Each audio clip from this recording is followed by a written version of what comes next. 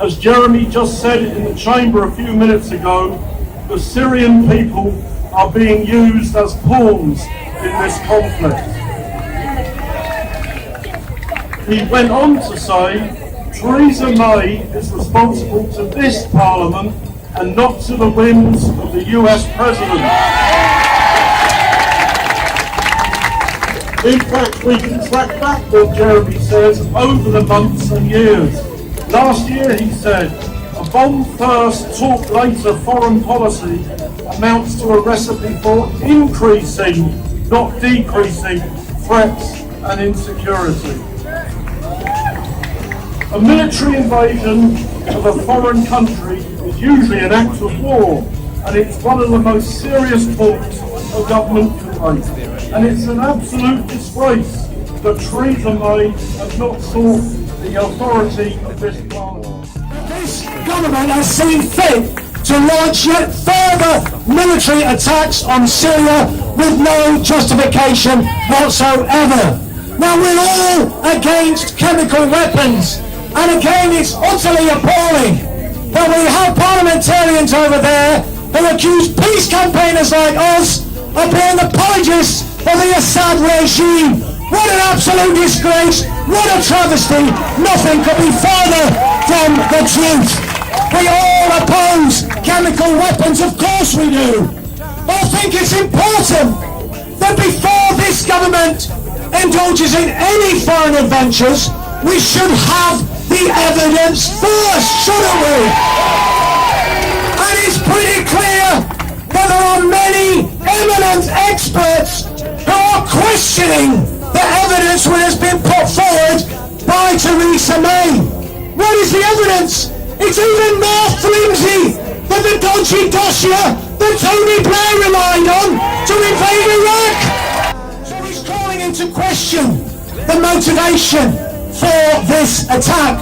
But he's dismissed, and he's even cut short, and any people saw the interview on Sky TV when he was making the case, and he's, oh, very sorry, rather than any more time.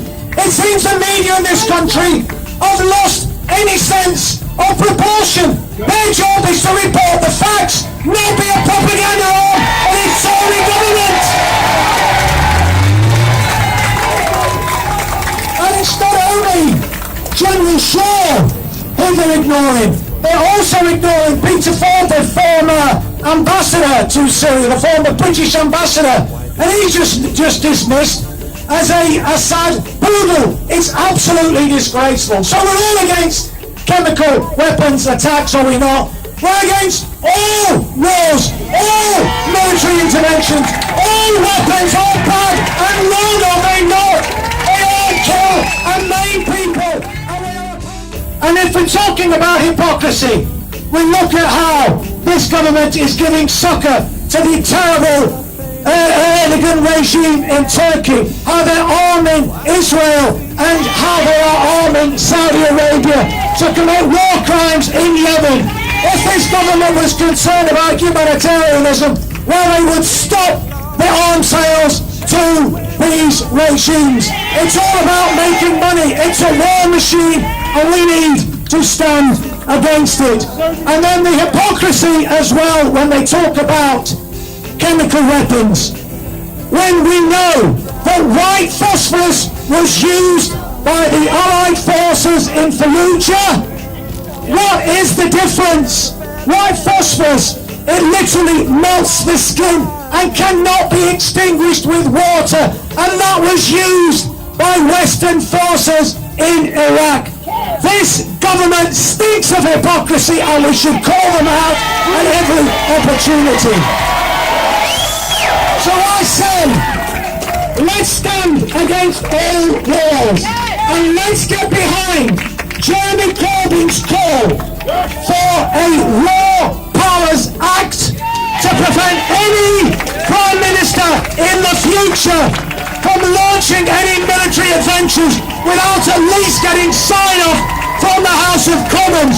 What I say, brothers and sisters, is let's stand together for peace, and let's remember the words of John Lennon and give peace a chance.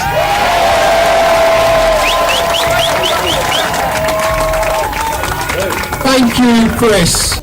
How many of those countries has Britain invaded, occupied and attacked?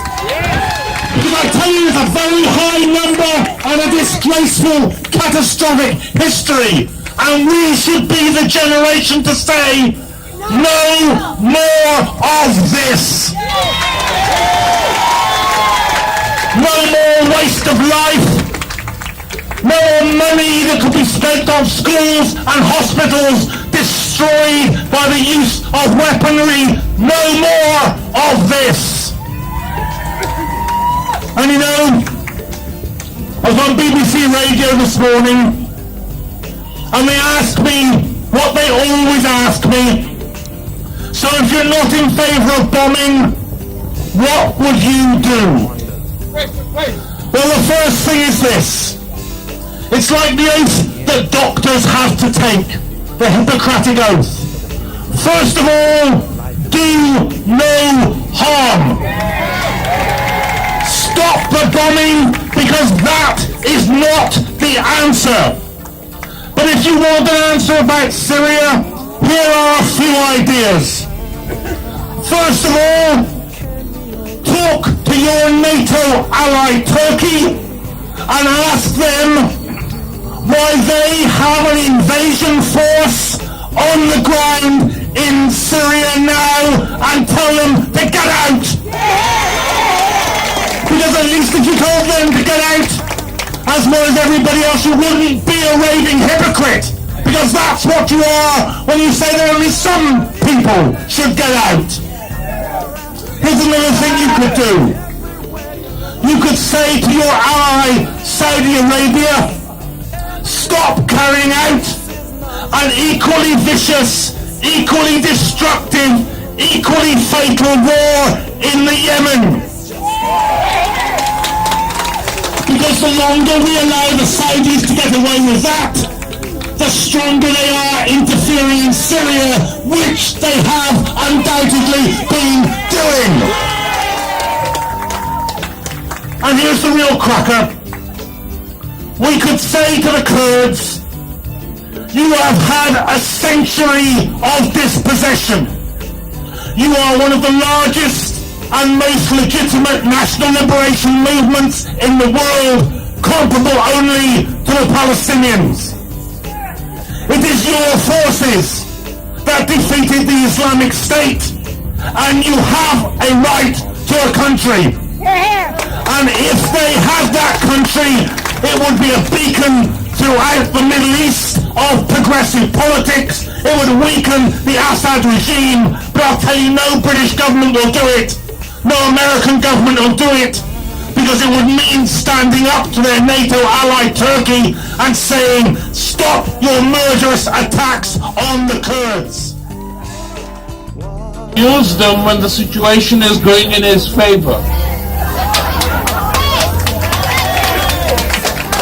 It was the same at Ghouta. The Syrian army was on the verge of taking the city, and suddenly chemical weapons are found. And I tell you this, I don't know about you. I do not believe the lying politicians of the United States and Britain when they say they have proof.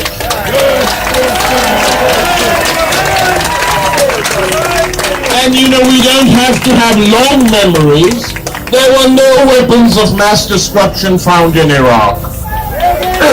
None whatsoever. So how the hell are they going to find what happened here? We'll see what the inspectors say. And if the inspectors, as they came out of Iraq, the inspectors said, don't wage war on this argument. And some of these inspectors who went in were threatened. The American Vice President Cheney at the time told one of the inspectors to his face, you have children in American universities, don't you? Threat, blackmail, bullying, mafia-style tactics against anyone who doesn't agree with you. And that's what they're doing now, trying to bludgeon people in their own countries into supporting the war. But as other speakers have pointed out, a very large majority of people in this country do not support these strikes, do not support any extension of the war. And one reason for this, and we have to be proud, not all our demonstrations are huge, but they're extremely important, of the fact that we've kept the Stop the War campaign going continuously since the Iraq War. Continuously. He's on our side, he's anti-war, he wants to push through social reforms at home, he wants to spend less money on armaments, he personally is in favor of getting rid of Trident. We know that. This hasn't happened in Britain for some time, to have a leader of the opposition like that. But simply to wait for him to come to power is not a good option. Because Corbyn, let's hope he will be elected and will be in 10 Downing Street. We will still need mass mobilizations to help him against many in his own party who oppose him.